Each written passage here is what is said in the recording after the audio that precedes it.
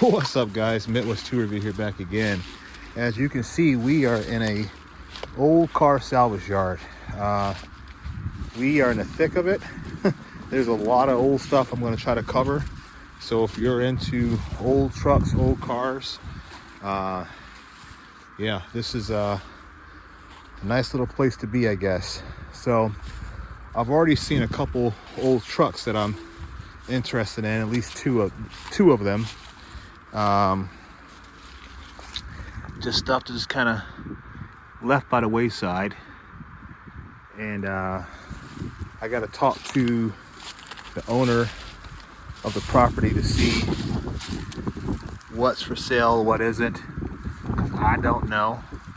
This truck still got all the equipment in it, but it's really cool if you wanted to do an old like utility box truck. Impalas and all kinds of stuff out here. Now I'll tell you, I'll be straightforward with you. The stuff that I see, a lot of it isn't it's like this maybe was an old plumber's truck is what I'm thinking this was. But anyway, a lot of the stuff that I see is yeah, some of it's pretty well worn down. But if you're like me and you are into patina cars, trucks and cars, you see this as an opportunity, because most people want things that are, you know, not necessarily ready to go, but they want things that are closer to being ready to go. And so that being said, a lot of this stuff gets passed over, hence the reason why it ends up in a place like this to just kind of serve out as an old fort, to serve out the rest of his days and rot to the ground. But for me, like, this is a awesome patina truck. Look at that patina, guys. Seriously, there's a doghouse right there in the back of the truck. I just don't know if this stuff is for sale. I mean, a lot of it probably doesn't have titles. That's one of the, I mean, look at the floorboards for a Midwestern truck. That's not bad. So I just don't know. So I don't know if a lot of these vehicles have titles. The guy buys, you know, wrecked or salvaged or wrecked or unwanted vehicles. So I guess some of the unwanted stuff potentially could have titles with it. But keep in mind, we live in farm country, and so a lot of people end up acquiring vehicles by default because they're on the property when they buy it. That's an old what do you call it? Tri-5 Chevy. You know, it's got some of the trim pieces on it, the stainless steel trim pieces. So I mean, that's at least good for that. The bumper's in there. Even that rear window trim piece is still there.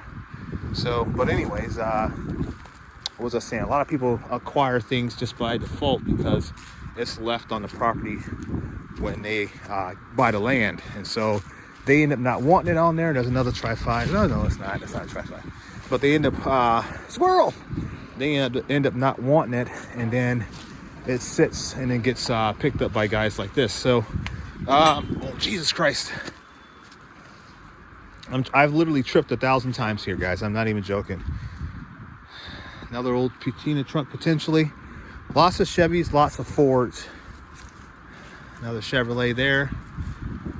Don't know if that's a long bit. I guess it probably would be. I'm not so keen on my 60s and 70s trucks like I am the 50s. I'm a little bit more knowledgeable on the 50s, but I do like this one here.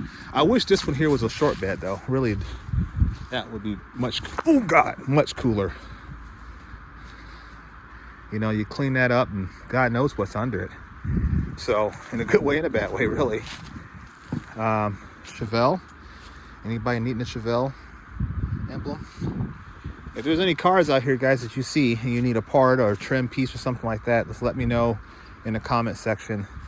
And I'll be more than happy to come pull it for you and ship it on your way. Just kind of looking around. Because stuff that's kind of shoved in here, you know, the stuff that's further back is probably going to be the oldest. I got a headlight bezel, which is right here. I got this here. Primarily I like it because of the patina, and obviously I'm trying to maintain that on my truck. And I've got the rust, I've got the white, and that's not rotted through. It had the mirror in here, and I don't think I can save the mirror. I'm gonna try to see if I can save it and bring some of it back, but I do like the stainless steel mounting bracket, which is still there, so at least we're paying for that. When I say I'm into patina trucks, I mean it. I'm not like, you know, joking around. So I like that kind of stuff. And then lastly here is I got a fender, and I don't know what I'm gonna pull it and see what they want to charge me for it. It's got most of it's there.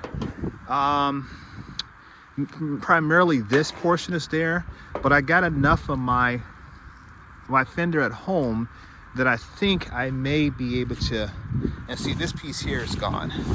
This is the only part I'm concerned about. I don't know, but I'm gonna take it and see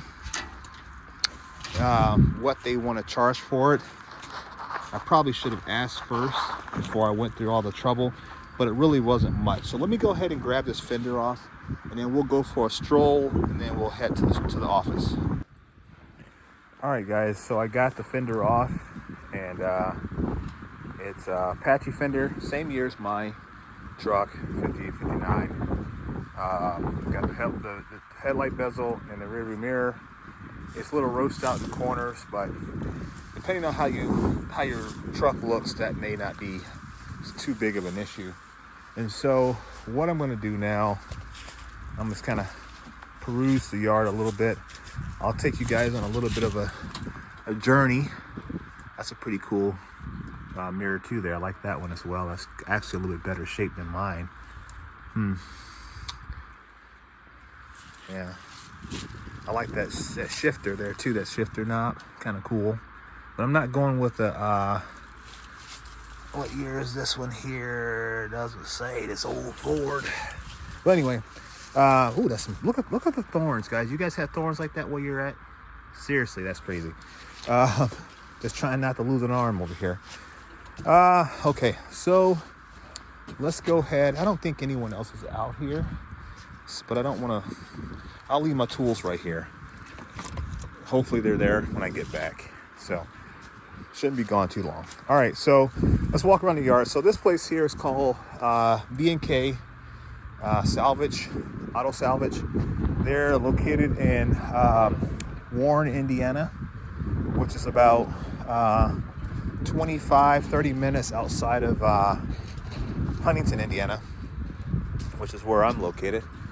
And I heard about this place because there were some other YouTubers who came here, and for the life of me, I cannot recall their channel, but they had came here and they talked about some of the vehicles that they had seen and their experience walking around. I don't think there was really much anybody here that day that they came either, but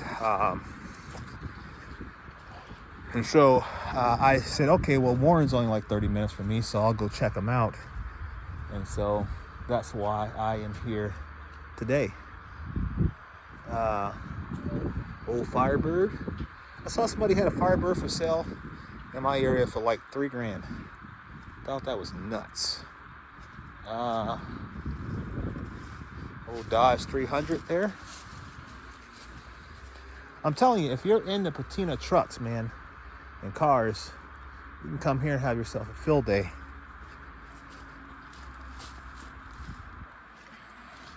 And they have it, you'll see like some of them, they'll say like GM. Actually, there's a C10 back here, like my 72. I think I saw one front, oh, this one's got a bumper.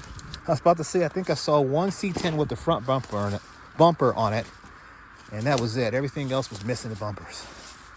Let's see here. She's smashed in a little bit. I don't think I want that. My wife's truck's too nice to cut corners on it. I do like the trim pieces on it, though. It's got a lot of cool trim pieces on it. And it's got a sliding back window, which is pretty cool.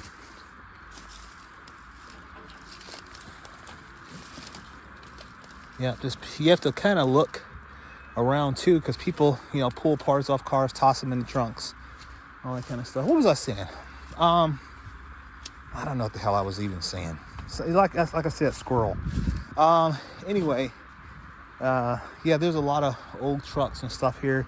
You just kind of have to look around and kind of see what's on the car, what's near the car, what's inside the car, you know, because you may accidentally pass over something you're looking for.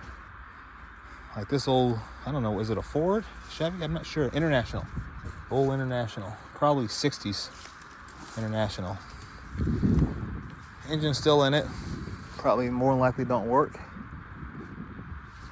And I've seen a lot of Internationals. They have a whole section of them over here. Lots of C10s, various years, 60s and 70s C10s. Some 50 series, 50s trucks, you know, like the 3100s and Thrift Masters and stuff like that. I've seen a couple of those. You got to be careful where you walk too, because we're having I won't necessarily say it's unseasonably warm, but it is much warmer of a winter than we've had in the last few years. So things are muddy.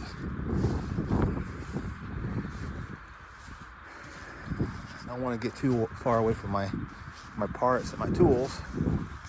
Like I said, there ain't very many people out here, but you never know. It only takes one, right? So, yeah, just kind of walking around, trying to get a feel of it. I don't know all the cars, so I'm not going to be like, you know, Mr. Good Pliers or any of those guys who are going to tell you every year, make, model, what superseded it, what, you know, came before it, all that kind of shit. That ain't me. I'm just pointing the camera and let you guys figure it out from there. The more I get into building cars and trucks and stuff like that, maybe I'll know more, but it's going to be a model by model situation. So as I acquire another car or truck, then obviously we're going to do our homework and know more about it. Like the Apaches and the GMC 100s, I'm pretty well versed on those for the most part. I don't know everything about them, but in terms of like the body and what came on them, you know, equipment wise and things of that nature, I'm fairly knowledgeable on that. Why did I get into doing this? You guys may think like, oh man, you were the tool guy. Why did you switch over to kind of like doing cars and trucks? It's not that I switched over per se. It's that I've always wanted to build a Patina truck, and I'm not into like buying something that's like a resto mod, is already fixed up, it's got Boyd Coddington wheels on it, it's got a AccuAir air ride system, you know, it's got, you know, these guys out there popping these cars out, and you know, they're telling people like, hey, you know, you do it right and do it this way and spend all this money or spend it again later on. And while a lot of that is somewhat true in some regards, if you're lazy about your build, if you do your build right, you can build something that you really do enjoy and that the ride quality is good. And these guys go out and spend tons of money. Like this one, this C10's got some good sight trim on it. I need a lot of those pieces. I even see the tail light, the sight marker lights in there. That's pretty cool. So I know where to come get that at. Ooh, it's got rockers down there. That's pretty interesting for a Midwest truck. But most of these guys, bumper's gone though. But that's the bumper I wanted that had the, that's my year. So that's probably a 72. But it's got the parking lights built into the bumper. That's the one I wanted. That's unfortunate. But a lot of these guys, they just throw money at it, man. And they think that everybody else has a lot of money to do the same thing, or that they should do the same thing. And I don't believe that. I believe that if a guy wants to build a car or a truck and they only have limited funds, but they're committed to doing it, I say do it. And start off building something like a Patina truck or car, because what happens is you get to understand mechanics, for number one. Number two, you understand project management, time management, planning, parts, ordering, troubleshooting. You learn so many tools of the process. And then, you know, each time you build another vehicle in the future, it'll be just that much easier, much better, much more efficient. You'll even spend less money because you'll know how to. That's a beautiful truck. You'll know how. That's gonna be my thumbnail, right there. Okay. You'll even know how to source stuff better and all that kind of stuff. So, I would encourage you guys, if you're interested in that kind of stuff, to start like that. Go down that path, because you can easily go out there and spend money and throw it at something that's already built and all the work is done, and then you'll be one of those guys also in a few years put it on Facebook Marketplace and to sell it, because the enjoyment's gone and the wife's still not over the fact that you spent $25,000 on a pickup truck that you only drive on the weekends. I know who you are. I know who you are. So yeah, but this is pretty cool, guys. I just want to give you a video. There's another, I think that was an Apache, I can probably tell you. Yeah, that was an Apache, I can tell by the bolster there. But that is, she gone. There's nothing left of that one there, very much. So the fenders are there, but once again, you have to do the same type of repair that I did. And at that point in time, it's like, what's the point? The bed, the side steps, they're all gone. So tailgate is gone as well. Let me look in the back of it. But yeah, so that's kind of, there's the hood.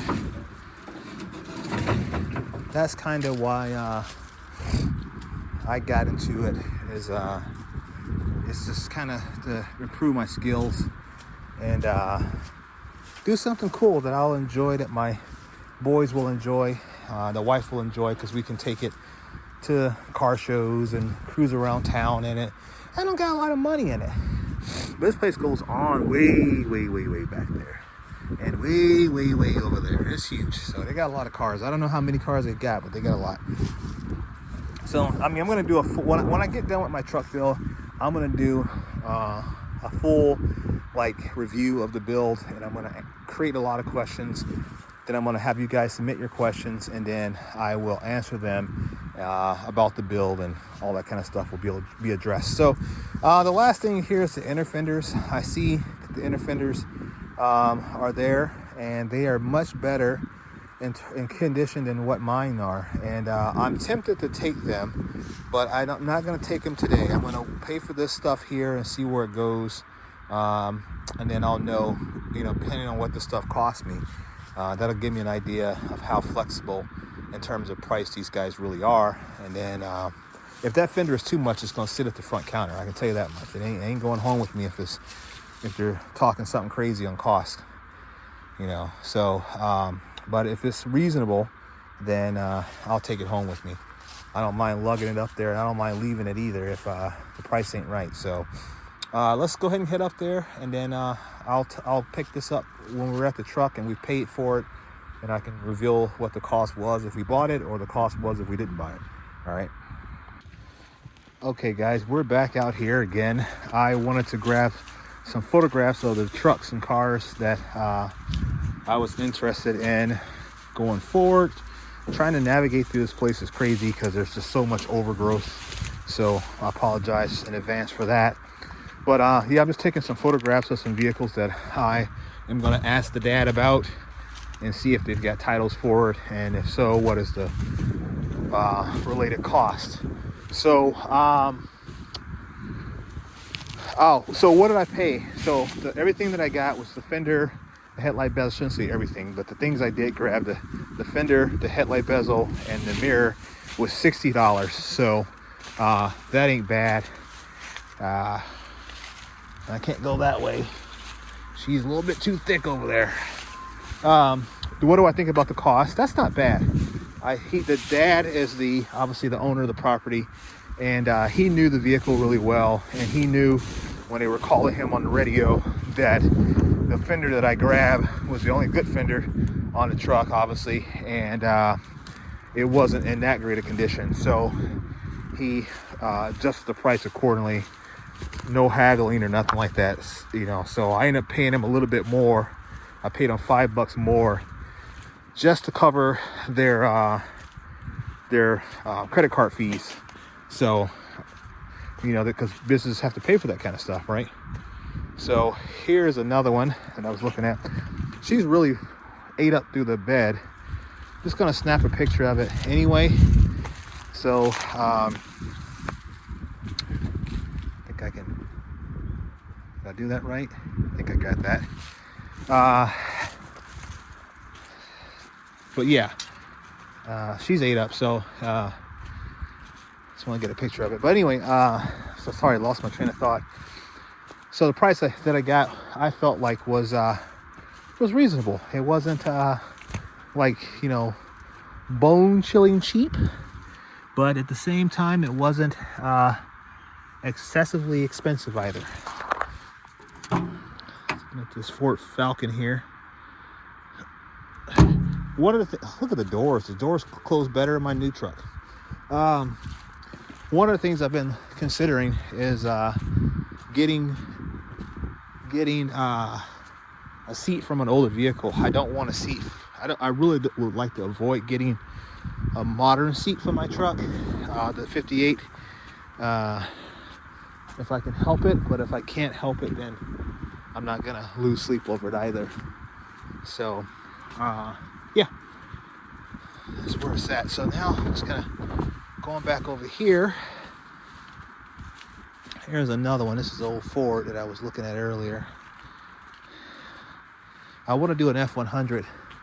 I don't like that it's a long bed, but because of its condition, I wouldn't be opposed to hacking on it to cut it down to what I really wanted. Because I'm building them back up. That one does have one of the head hubcaps on it, which I do like those style of hubcaps. It's fairly straight from what I can tell. See how I kind of slowed down my words there. But we're building Patina trucks, guys. We're not building resto mods. So that side over there. So, and I got a damn tree growing through it. Look at that shit.